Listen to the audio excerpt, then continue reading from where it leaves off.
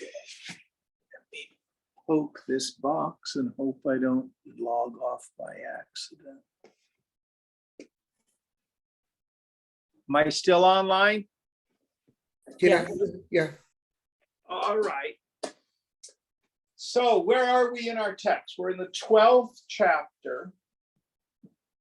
I have verse 11. All right, that's where I thought we were. So again, we're in this wonderful subject of devotion. And the idea of turning our will and our lives over to the care of a power greater than ourselves. Did we talk about the four main paths of yoga and why we have four of them? Have we done that yet? Nope. Okay, let's talk about that. So in the tradition, we have four major paths. We have Karma Yoga, Bhakti Yoga, Raja Yoga, and Jnana Yoga. Karma Yoga is the path of selfless service. We have it articulated in chapters 3, 4, and 5. It's the major topic covered in Gita, actually. Bhakti Yoga, the path of devotion. Raja Yoga is actually for those who are interested in power. What we do along the way is develop what we call siddhis, occult powers. And then the fourth, the Jnana Yoga, that is the path that we practice. Advaita Vedanta is a Jnana Yoga path. And each one of these four paths has been laid out for students of different temperaments. So if you are a person who basically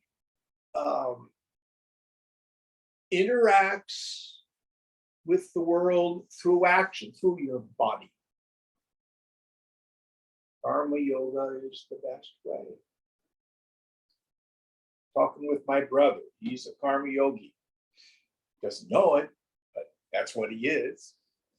Meditation is hard, but he loves doing his Tai Chi.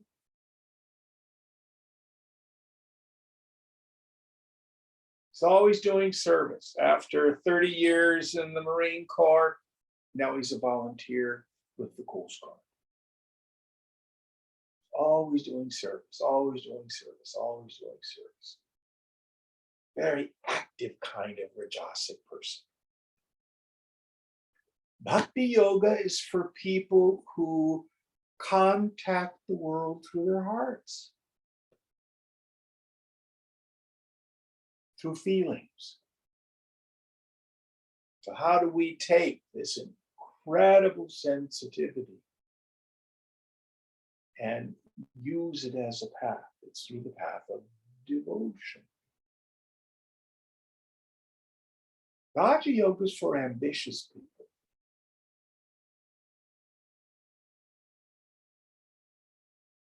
Love achieving things. All sorts of things to achieve along the way. Jnana Yoga is a non-intellectual path for intellectuals. For those of us who contact the world largely through our intellects, a desire to know things, to figure stuff out, understand. Now, you don't have to pick just one. Most of us practice an integral yoga. A little bit of this, a little bit of that. But it's of value for you to be able to have knowledge of your own psyche. your own inner psychology to the point that you know, okay, this is really how I can connect with the world. So, for example, you may have been an A+ student and have a job dealing with mathematics, but deep inside, you're really a sensitive, emotional person. Is that making sense? You may really get value out of this warming of the heart through bhakti. Or you may think, oh, I guess I should do bhakti yoga and Hare Krishna, Hare Krishna. It just does nothing for you. Okay. No blame. It's not your way. All are treated with equal value in the tradition. Any thoughts on this? I have a question. Yes. Oh, sorry. Why is Raja Yoga considered equal to the others? Because I've always thought that cities are a distraction. Well, Raja Yoga will tell you after you've now acquired these cities, now you need to give them up. Interesting. Okay. So as I'm going through the samadhi portion, he's talking about, awakening the heart chakra, and these kriya exercises where you move energy up the top of your head, and then the Ajna chakra, things to do to open that, and then concentrating on the luminous space of the soft palate, all these really technical things for people to say, okay, this is my goal, and I'm going to master this meditation, but I have another goal, I'm going to master that meditation. If you're goal oriented, maybe that's a better way to frame it. I can't help it. I like goals. Does that make sense? Yeah, that does make sense, I guess. I just thought it was interesting because I always thought cities were a distraction. You're not supposed to deal with them. Well, that's what we say in Jnana Yoga. Okay. Not makes Raja sense. Yoga. Interesting.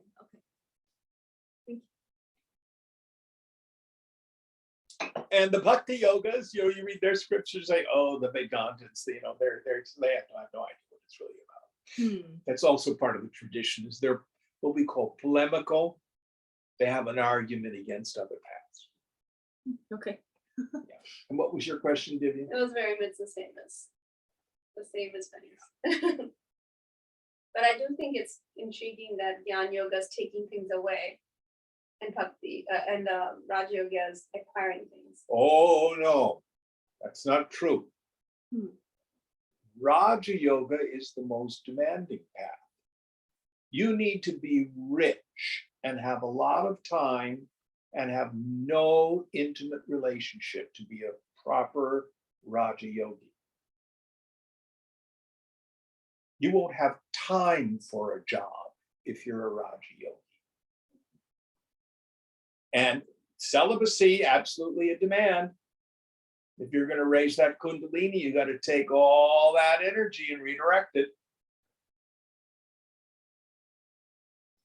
But doesn't that happen in all the other branches of yoga as well? The Kundalini awakens in all the branches, right? But Raja Yoga just kind of focuses on that. Do you ever hear Shankara mention the word Kundalini in any Shankara text you study? No, but doesn't Still don't really know what it is, by the way. I still don't know what it is because I only practice Jnana Yoga with you. Kundalini is the energy that is at the base of the spine, and in Raja Yoga, you make the snake a staff, its coil, and the Muladhara, the root chakra.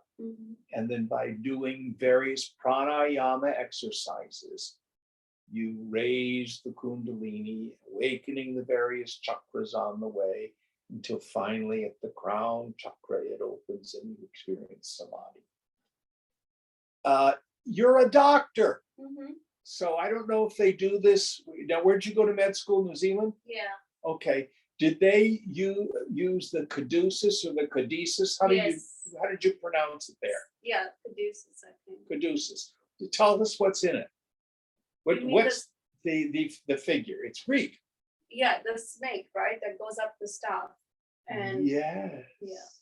It is a depiction of Kundalini. I had no idea. Yes. Okay, Yes. Go look at it. And you've got the two snakes, yeah, two snakes. Nadi and Pingali. That is so crazy. Yes. Yes. Greeks knew about it. Probably came from India through Persia into Greece.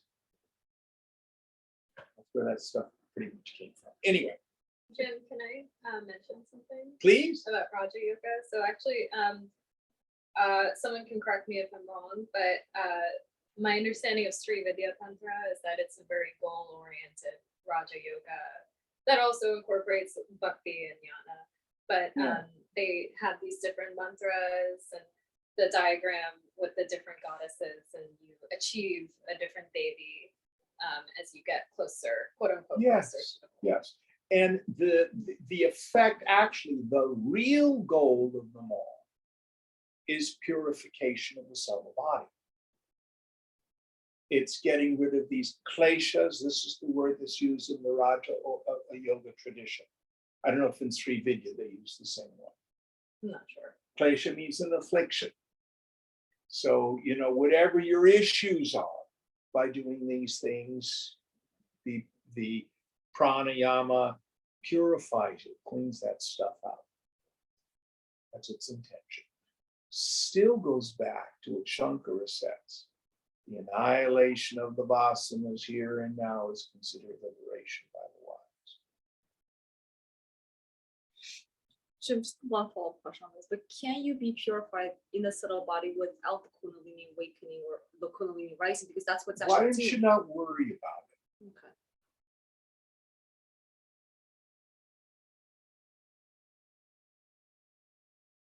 In Jnana Yoga, we essentially open the crown chakra first. And then things filter down through the body rather than doing it this way. And it always happens this way? Stay away from recipes, sweetheart. Okay, I will. Stay away from recipes. If you want to practice Jnana Yoga, our primary practice is subject object discrimination, viveka and vairagya. And in Raja Yoga, it's the same. They just call it vairagya and abhyasa, practice and renunciation.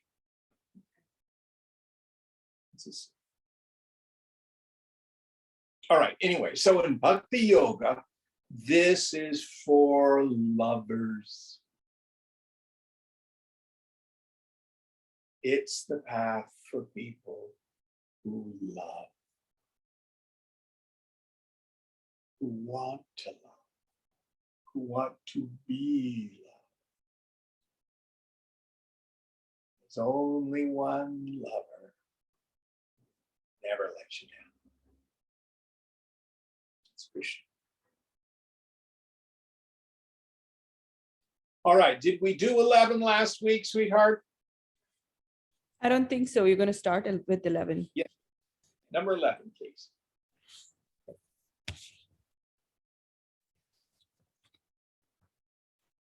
Athe shaktosi kartum madyogamashritah sarva karma phalatyagam tatah kuru yatatmavan. If you are unable to do even this, then taking refuge in me, self-controlled, renounce the fruits of all actions.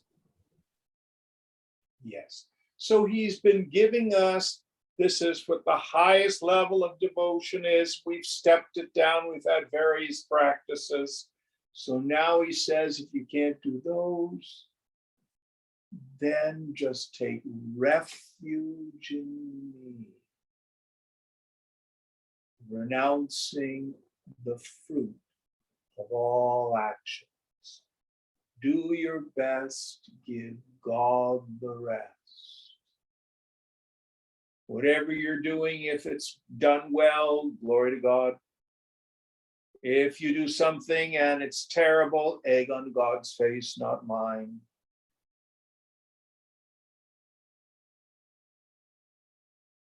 One of my favorite prayers. Help! Great prayer. Or if you want to be fancy, you can say it in Latin. Salve me. Save me.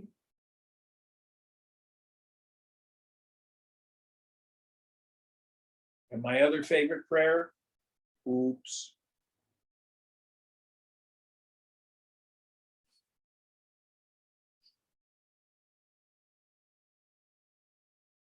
But Swamiji used to thunder. The person who is identified with their body, with their ego, and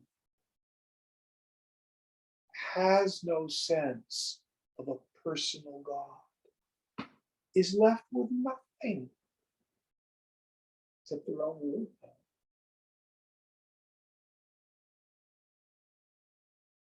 And I think it was Shweta last week. I don't know if it was in this class. She was talking about, now, does Vedanta have a personal God? Yes. And where we find it most clearly articulated is in the Gaudapada Karika of the Mandukya Upanishad. Who here studied Mandukya? I know you have, Priya. So what it is we've got Tattvamasi, you are that. What do you mean I am that? I have a hard enough time getting the dishes done. You know, you should see the top of my desk. How can I be God? I don't know what the stock market's going to do. How can I be God? That's stupid. Well, it means we have to have the lakshanam, the inferred or implied meaning. So here we have microcosm. Here we have macrocosm. You have a gross body, physical body, the meat body. God has a gross body. It's the jagat, it's the creation itself. The whole world of phenomena is the gross body of God. You have a subtle body, sukshma sharira, thoughts, feelings. God has a subtle body. It's called the total mind. Technical term is hiranyagarbha, which literally means golden egg. It's the sum total of all the thoughts and feelings that have ever been thought and been felt, never can be thought and felt. So when psychics are tuning into the Akashic record, Akashic in space, that's what they're tuning into, total mind. In the Hebrew Bible, when the prophets say, God said that if you don't change your ways, you're going to get screwed. What are they tuning into? The Akashic record, the total mind. The total mind. Where all that information is. Any of you have ever read any Edgar Cayce stuff? I know of him. Yeah, The Sleeping Prophet. Mhm. What was he tuning into? Total mind. Then you have a causal body, God and the Sharira. Your individual bundle of vasanas. Now listen carefully. There is a cosmic total vasana, and we call it Ishwara. What does Ishwara mean? God. The Lord. Ichati is the root, which is to wish or to will. He who wishes, he who wills, he who is the ruler. the governor. So it is the cause of everything, past, present, and future. That is the personal God. Now, you can put any mask on that you wish. You can call it baby, you can call it Krishna, you can call it Jesus, you can call it Ram, you can call it anything you want, Allah. The neat thing about God is God doesn't care. You can't piss God off. So if God, then at the core of your being, witnessing consciousness, Chidakash, we call it Atma self. And the ground of being for the whole creation is consciousness. Chit. Now, that Atman, which is at the core of your being, and that consciousness, which is the ground of the entire universe, they are the same. Atma, Brahma. So Vedanta does posit a personal God, a ruler of the universe. If you are seeing a phenomenal universe, pay attention to it. It's not a chaos, it's a cosmos. I woke up this morning and light traveled at 186,000 miles per second. It's not going to change its speed tomorrow. Ishwara has that sankalpa.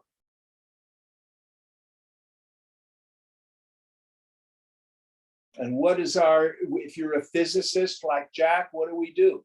We try to figure out through experiment, through mathematics, how has the Lord made all this, organized all this? I was riding in the car yesterday with a friend. No, I guess it was Friday. And he's just fascinated by the chambered nautilus, the shellfish. Ancient thing. Now, if I'm right, doesn't it actually have a Fibonacci sequence in it? Mhm. Yep. Yeah. Isn't that incredible?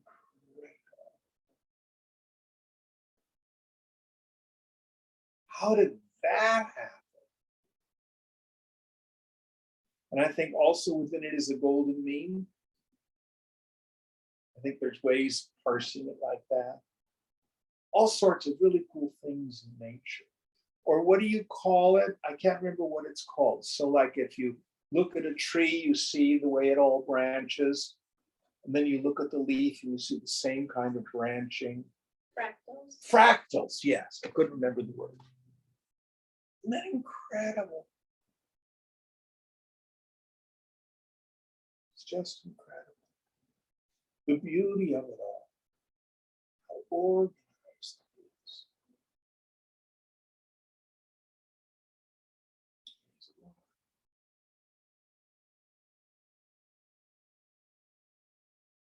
So Jim, use the Ishwara as Lord, but God is the Brahman. This we're playing with words here. Mm. We're playing with words here. Brahman does nothing.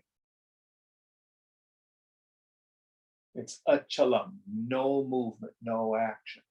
But inherent within Brahman is Maya. Maya is the process whereby within consciousness, this whole universe takes place. Ishwara is the same as Brahma, the creator. Prajapati. Different names. But if I think it's fourth chapter, I'm not sure, I can't remember anymore. Krishna says, in one small corner of my infinite being, the entire cosmos exists. Teeny tiny corner, infinite awareness. It's so small, I need stronger glasses to see the whole cosmos. And Ishwara is right.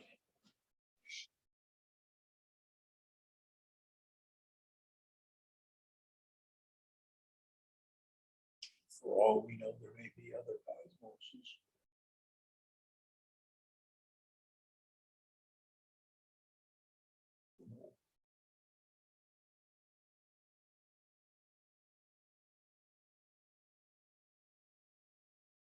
So it's a value to meditate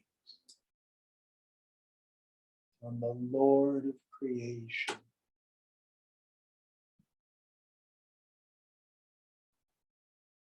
And we were talking about manifesting here again.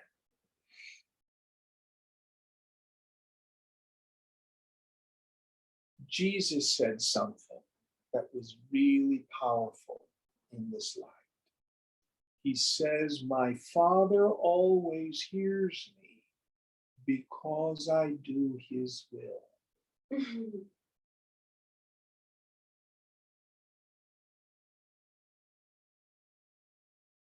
Here's a person who did incredible miracles. One of my favorites is walking along the road with the 12 dudes. And a woman with a chronic issue of blood, meaning she was hemorrhaging all the time, comes up and touches his robe. And what the scripture says, he stops and turned around and says, who has touched me? For he felt power go out of him.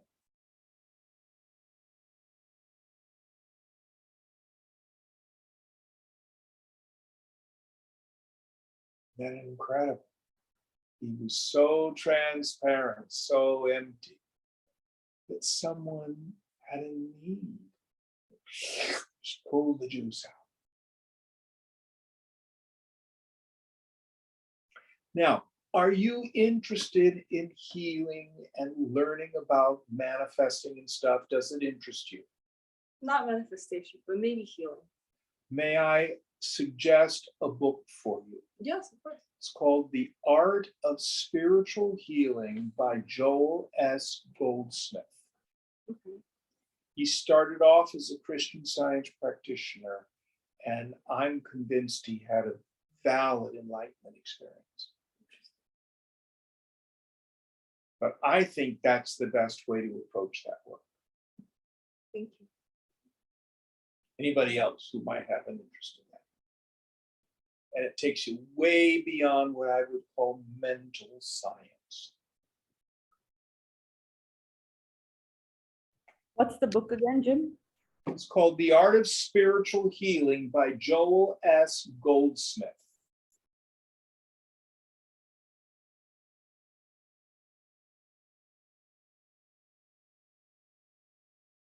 He started off in a Jewish family in New York in the garment business, and had some amazing things happen to him. Just incredible stuff, just incredible stuff. So the essence of this verse, if you can't do anything else, surrender, take God as your refuge, give everything to God, and let go of the fruits, give them all to God. Do your best, give God the rest. Any thoughts on this? Number 12.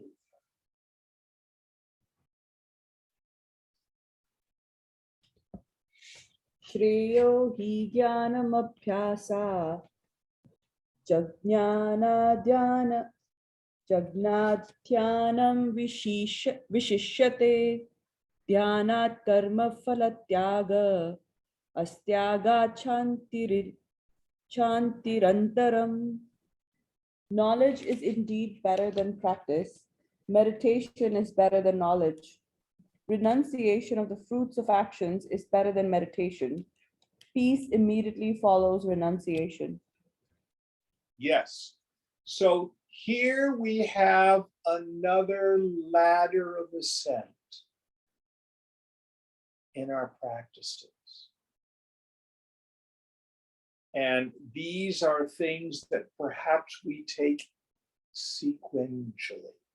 So, what was the first one? Knowledge. Knowledge is indeed better than practice. Okay, so practice is the first one, abhyasa. Do practices. Do your yamas and your niyamas. Maybe your pranayama. Do your puja. Chants Lalita Sahasranam. And then understanding starts to dawn on the mind. Who am I? What is this world? How is it going on? And what's superior to knowledge? Meditation is better than knowledge. Yes. So here we don't mean just understanding. We mean, okay, I'm convinced of it. Real nature is Brahman, not the ego. Let me do abhyasa. Practice. Now, the word for meditation in Sanskrit is dhyana. Is that the one they use here?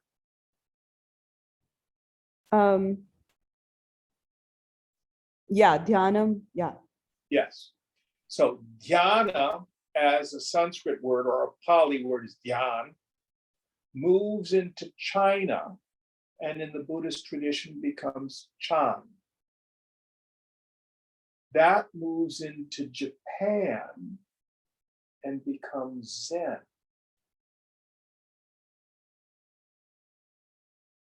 So Zen is defined both as the practice of meditation and the wisdom that's revealed in it.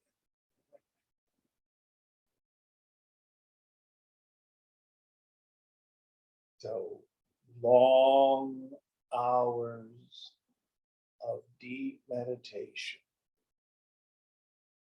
Who am I? What is this world and how has it come about?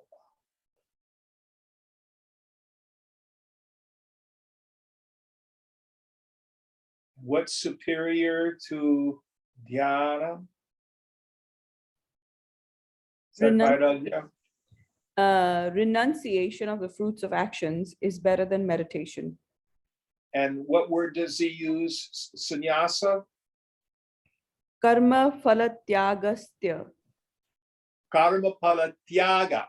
Tyaga means like to abandon or to renounce, to abandon the fruits of action.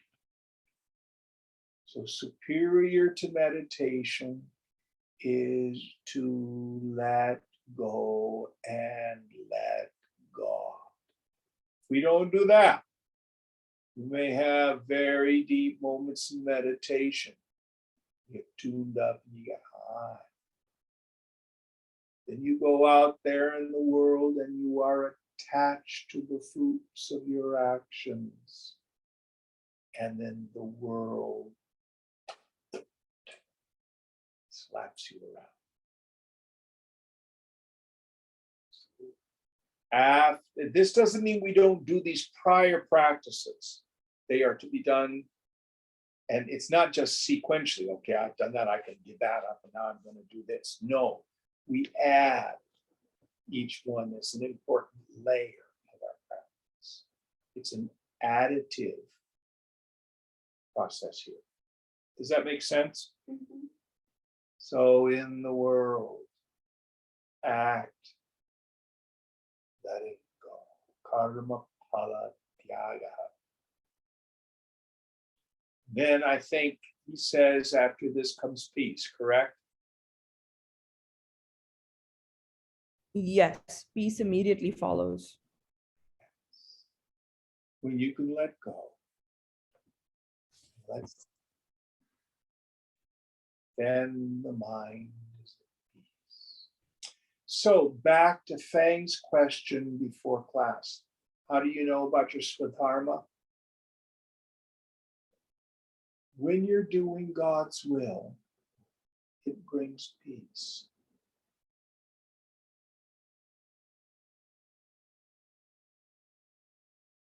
It's a great test.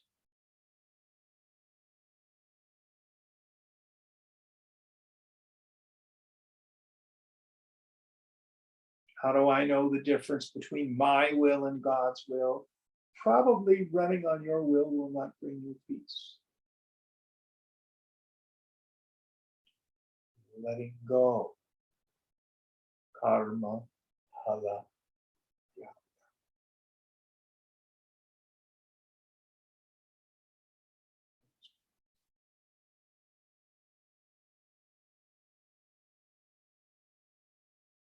Any thoughts on this?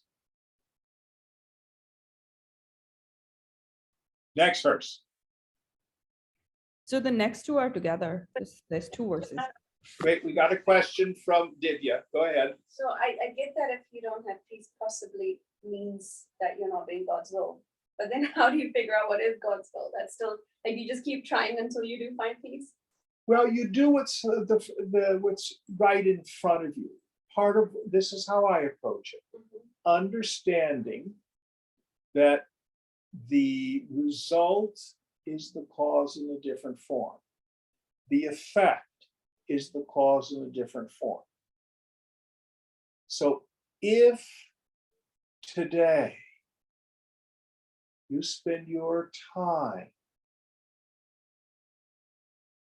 if you aren't sure what it is you're supposed to do, you're not yet doing what you love, work on loving what you do and letting go of the results. Operate in the present with full integrity. Don't cheat life. And be open. So I was talking with a friend who is very high up in management and organizing and stuff in the international LGBT rights community. I mean, he flies off to all sorts of dangerous places to help gay and lesbian populations, you know, do activism and stuff like that. Well, the outfit that he's been working for, their funding got jerked. And he's out of a job with no notice.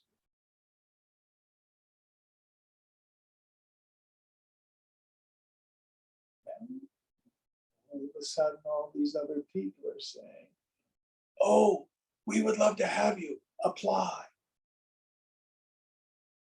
The universe is giving him messages. Now, he went to med school in Mexico. And he's been wanting to do all this studying, to do residency and blah, blah, blah, blah. You know what that Mishigas is. Yeah. Well, he's almost 50. And we had a conversation this week and he was saying, you know, I don't think I'm meant to be that kind of a doctor.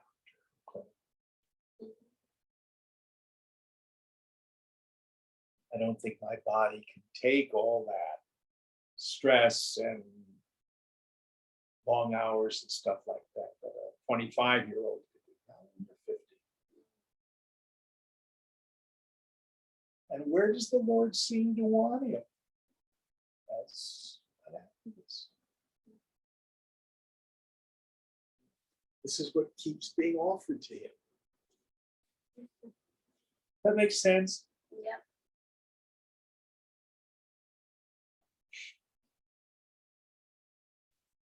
Jim, I have Yes. another question. What if, in aligning yourself with God's will, your Swadharma doesn't give you, at least right now, an opportunity to do selfless? Doesn't give you release. Sorry, it doesn't give you an opportunity to do selfless service. Like, what if you're at peace with what you do and everything's great in your own life, but you're not really doing a lot of selfless You could service? always do selfless service wherever you are. That's right. Wherever you are. Are you talking about your own job? Yeah, I mean, So what is your job? I work part-time in BC and I also freelance on the side and I really enjoy But it. what do you do? What do I do? Like in terms of like day to day, what do I do? What do you do?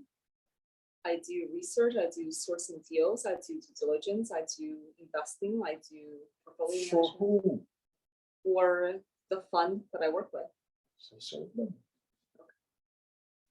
Is that selfless service though? It isn't for you, is it? I mean, I'm getting paid for it. Well, you get paid for everything. Not I everything. mean, I mean, what I'm saying is, Swadharma doesn't mean that you never make a living. It means you make a living at what you're led to do. But you can do selfless service everywhere. Serve the society. Serve something greater than your own ego. If the only reason you're there is the paycheck, you're cheating your clients and you're cheating yourself. Because you won't have your heart in it.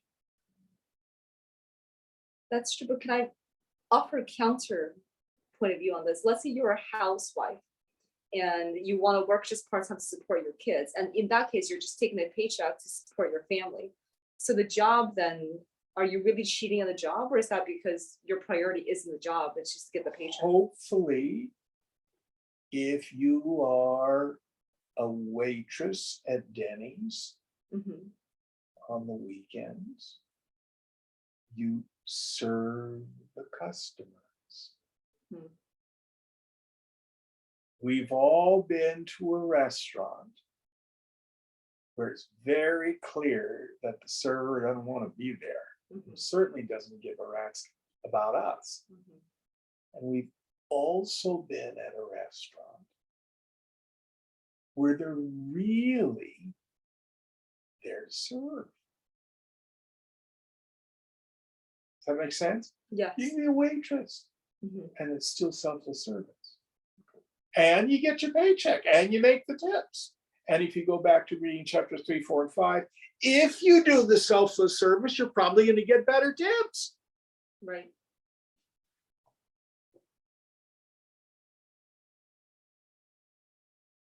Or let's say you're a housewife and you don't work at all. And your Swadharma is to be a mama. Dharmas work hard. Mhm. That's selfless service. Mhm. I was talking with a gal yesterday. She's one of 11 children. That's a mama who did selfless service.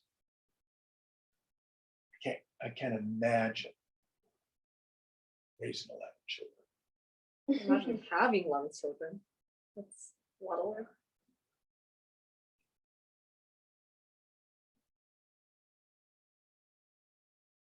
But selfless service doesn't mean you don't get paid. Go back and read those chapters. When he talks about propitiating the God, and the God will give you the prasad, the remnant of the sacrifice. Have you read chapters 3, 4, and 5? Yes, Jim. Have you carefully read them? Or did you speed read them? I'll go back and read them, Jim. You know, I'm a slow learner. I have to keep reviewing Gita. This is my umpteenth time through it. How are we doing on time? Okay. Next verse. So we have two verses back to back. Please. Adveshta sarvabhutanam maitra karuna evacha nirmamo nirahamkarah samadukha sukhakshami santushta satatam yogi yatatma drida nishchaya mayyarpita mano buddhir yo madbhakta same priyah. He who hates no creature, who is friendly and compassionate to all, who is free from attachment and egoism, balanced in pleasure and pain and forgiving, ever content, steady in meditation, self-controlled, possessed of firm conviction, with mind and intellect dedicated to me. He, my devotee, is dear to me. So here in these two verses, the Lord sets out a complete sadhana for all of us. You can do just these two verses, nothing else in your practice. If you can master what's suggested in these two verses, this is all you need. So let's take each practice. What's the first one, please, Deepa? He who hates no creature. Yes. So, again, go back to the Master Jesus. He says, love your enemies. Even the Gentiles love their friends. I say, love your enemies. Wow. I can't flip the switch and love people that I think have hurt or harmed me. Sound familiar? And this is the key. They, like ourselves, are spiritually sick. So if someone has said or done something that's hurt you, whether it's that hurt you or to hurt you, why did they do it? What you do is you look to your own behavior. When have I behaved like that? Maybe not to the same degree, but somewhat. And what you will find if you're like me,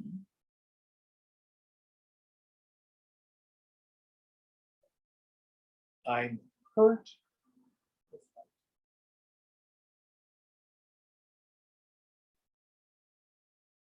have to watch my really acid tongue sometimes.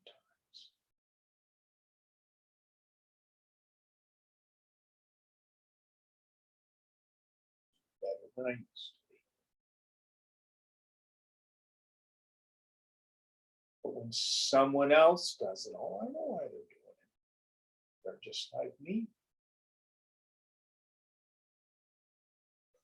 So that takes us out of them being evil monsters, and we can begin to have compassion for their suffering. Now, there's a word in English that gets a bad rap, and the word is pity. Ugh, I pity that person. In modern colloquial usage, it has an element of being condescending. You know what I mean? Mhm. The dictionary definition of pity is genuine sorrow at the misfortune of another. It has no element of condescending in it. So when I understand the other person's motivation, then I move from resentment to compassion. And then I can begin forgiveness. This is especially powerful for parents.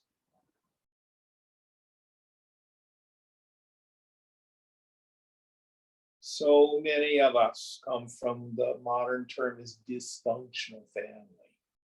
I've never met a functional family, frankly. But many of us have deep wounds from parents.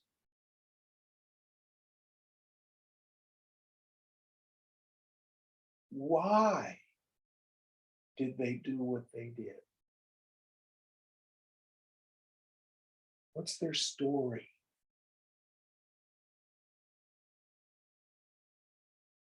Can you find out their brokenness? And then all of a sudden, they're not evil people. They may have done hurtful things, but they're people in spiritual ignorance. They're people who are hurt and frightened.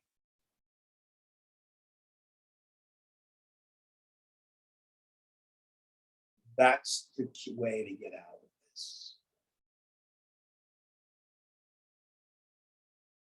The yogi has to forgive. It's not easy. Sometimes we've been hurt very deeply. Ex-partners, that's another one. That one, another thing to do is be willing to look for what's my part.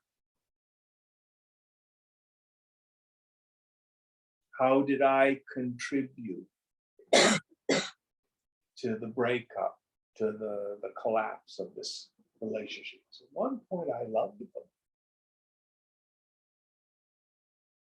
It's always a value to take our own inventory in that way. So the one who hates no one. My goal, I want to be able to walk down the street and anyone ever can be walking the other way. And my heart's clean. I'm not going to have to cross the street because, oh, I don't want to see that person.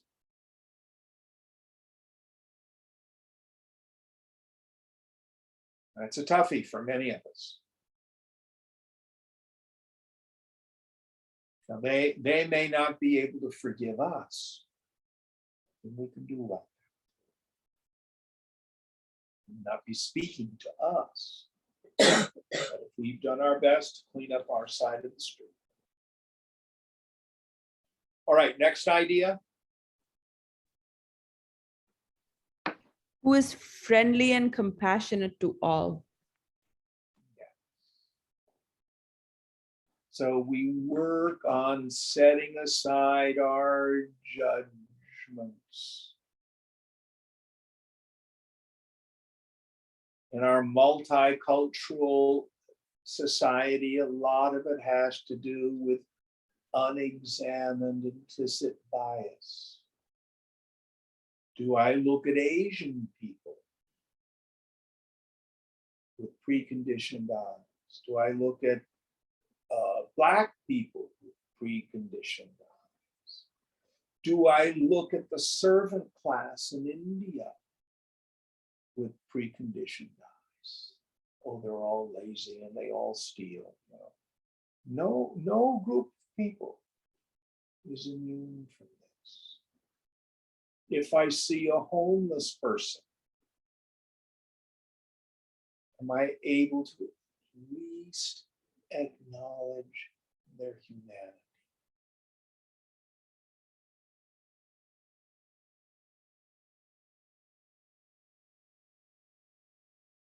Any thoughts on this?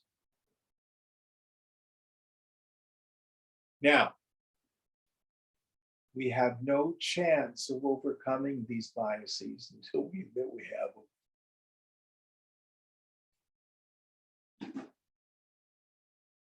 Okay. But if you admit you have them, then you have a chance of not acting on them.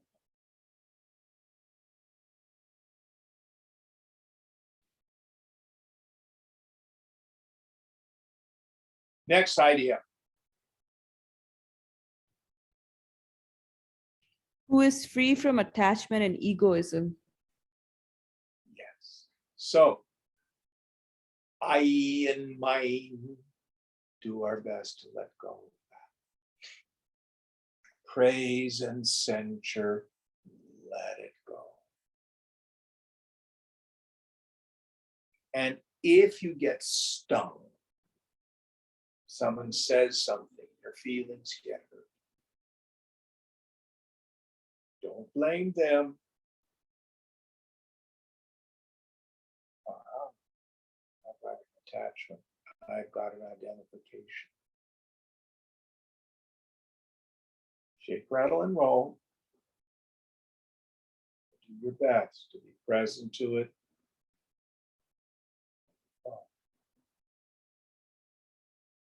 The world and its people are oftentimes quite wrong. But that's as far as most of us ever get.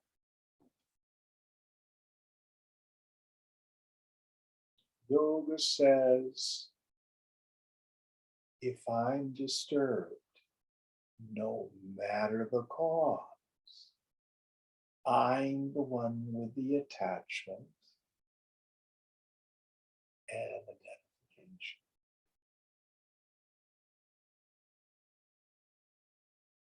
Any thoughts on this?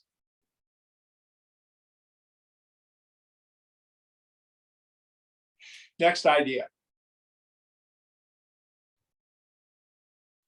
Balanced in pleasure and pain and forgiving. Yes. So sama sukha dukkha, sama dukkha sukha. I can't remember which order they put it in. Balanced in pleasure and pain. Pleasure and suffering. This doesn't mean physical pain. It means mental reactions. So let's look at sukham, pleasure, dukkham, suffering. Really just boils down to this. When the situation, when the environment is conducive, my mind is happy. When the situation or the environment is non-conducive, I'm unhappy. It's the 2-year-old. I want ice cream. I want ice cream. No, I don't want to eat my vegetables. That's my mind. I call it our inner 2-year-old.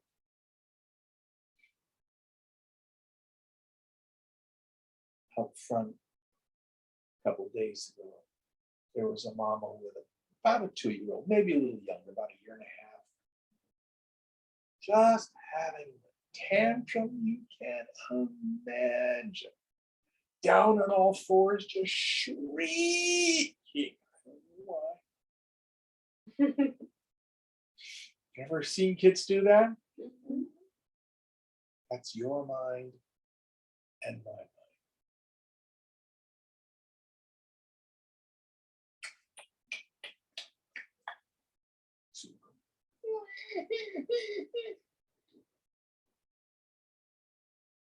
That's all there is to it. Once I know that, then I don't have to get caught up into raga and dvesha. Raga is my attachment to the sukha, and dvesha is my aversion to the dukkha. Most people run around life trying to maximize conducive environments and minimize the painful ones. How's that working out for you? They keep coming back.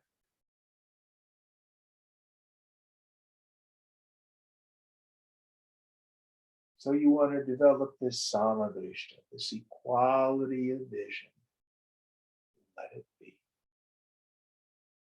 Accepting life on life's terms. Any thoughts on this?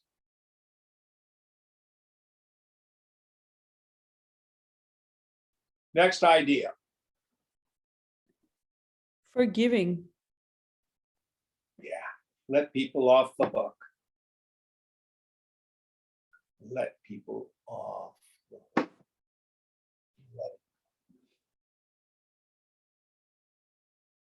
The lack of forgiveness, holding on to deep resentments, is like a worm that will gnaw at your heart.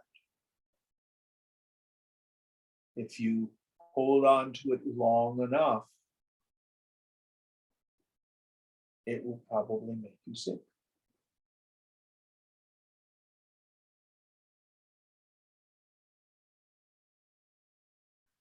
Have to be willing to forgive. And again, back to those earlier ideas, the doorway to forgiveness is compassion. The way to get to compassion is to see how I am just like them. And I understand my own mind and the motivation for my own bad behavior, then I can understand that. This does not condone their behavior. I just forgive them.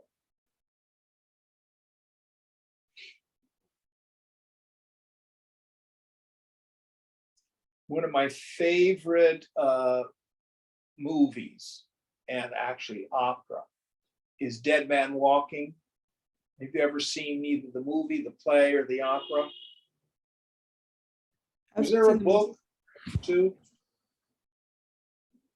Basically, Sister Brajan, who's a major figure in the abolishment of the capital punishment movement, is with this prisoner who's been tried and convicted of murder. And she's there as a spiritual director for him. And he's resistant and fighting and blah, blah, blah, blah, blah, blah, blah, blah, blah. Then it's very close to his execution. And he finally confesses that he murdered this person. And Sister Brajan says to him, it's just a fantastic scene. Oh, you did a terrible thing.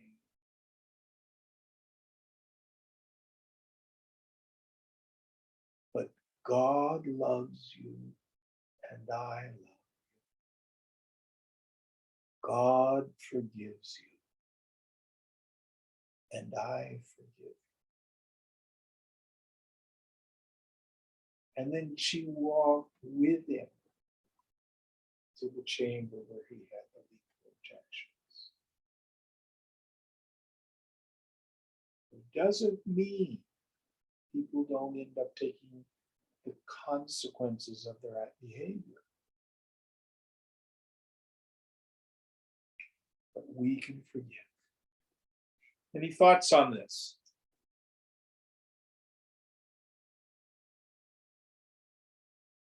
I don't want to be too personal, but I've spoken with more than one of you about deep pain with an unfortunate love affair or a marriage. And if you can get to the point of forgiveness, it will free you. If we don't, then we carry it around. Next one. Ever content, steady in meditation. Contentment. Let it be. I'm at peace with what is right now. And then steady in meditation. I have a regular practice that I do every day. Minimum 20 minutes. No matter what. Next idea. Self-controlled. Yes. Here we mean small self.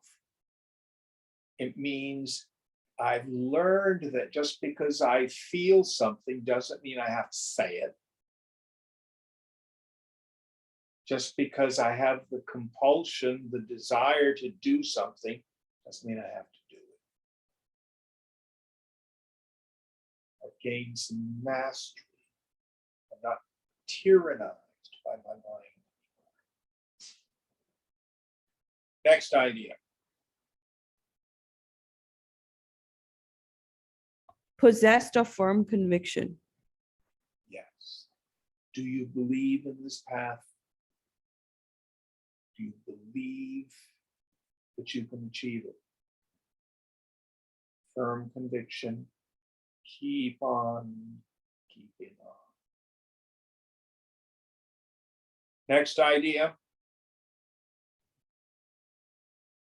With mind and intellect dedicated to me. Yes. So my thoughts, frequently as I can, remembering God, remembering the self, and tuning up the mind, immersing the mind in the self. Can't do that? Loving God. Next one. He, my devotee, is dear to me. Yes. Now, actually, Krishna doesn't have favorites. We invoke Krishna's love by practicing these things. Again, I love to use sunlight, Surya, one of the oldest names for God. Sun just shines. But if I go outside with a bag over my head, it seems like there's no sun for me. Or if I'm an isolator, oh, it's a beautiful day. Yeah, well, I don't know, I'm not going outside and I'm pulling all the drapes. It isn't that the sun doesn't like me.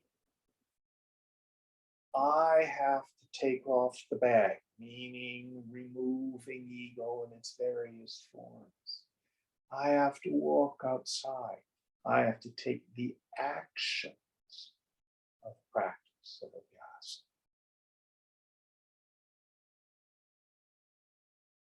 And then, if we do these things in this list, all of a sudden grace starts to show up in our lives. We're moving with the flow of life, with the will of Ishwara. And we get synchronicity, God shots. Coincidence is God's way of staying anonymous. And things get better. They really do. Are those all the pieces in those two verses? Yes, Jim. I think this is a good place to stop. Om Purnamada Purnamidam Purnat Purnamudachyate Purnasya Purnamadaya Purnameva Vashishyate. Om Shanti Shanti Shanti. Hari Om Sri Guru Namaha. Hari Om. Om. So, again, review this list of practices. It's a great recipe for a good life. Now, we will meet next week, the 19th, and then that will be our last class of the year. And then we will start up again on Sunday the 2nd. All right. Thank you all. Thanks, Jim. Thank you, Jim. Thank you, Jim. Thank you, Jim.